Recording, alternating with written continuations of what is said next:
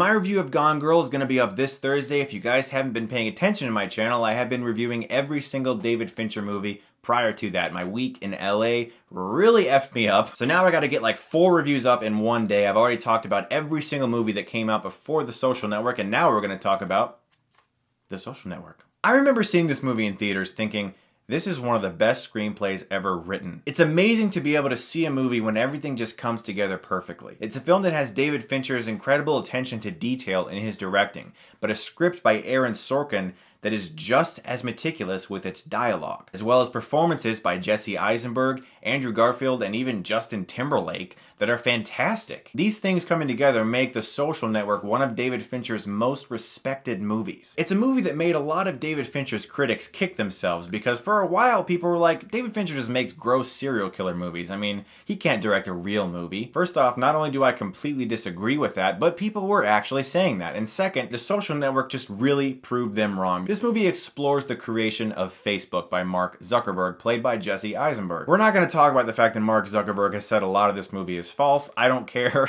It's a really damn good movie, and for that reason, I really just sometimes, you know, a movie will come along and you're like, is this entirely factual? No. Do I care? No, because it's just so good. It's also the movie that gave us Armie Hammer.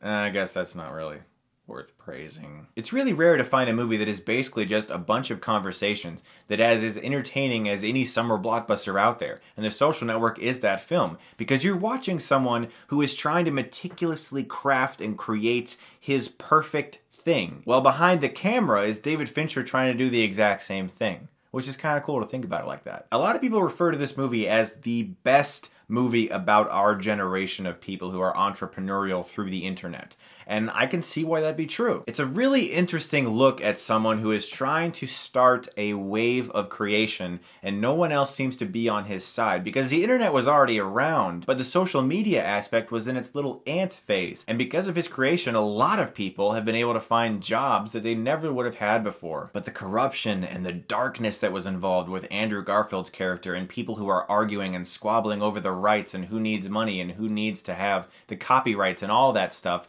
is where The Social Network as a film really explodes in a dramatic way. Mark Zuckerberg, played by Jesse Eisenberg in this movie, is one of those characters that you kind of love to hate because he really is a giant a-hole in the film. And yet a lot of the stuff he says makes sense, and you can't help but agree with him sometimes. Guys, I'm going to give The Social Network an A. I think it's a fantastic David Fincher movie. I think it's one of his most different films, and it really paid off with an amazing script by Aaron Sorkin. So guys, my last David Fincher review is coming to you very soon, The Girl with the Dragon Tattoo, and then Thursday night, I'm finally going to see Gone Girl. Look forward to that, guys, and as always, if you like this, you can click right here and get Stuckmanized.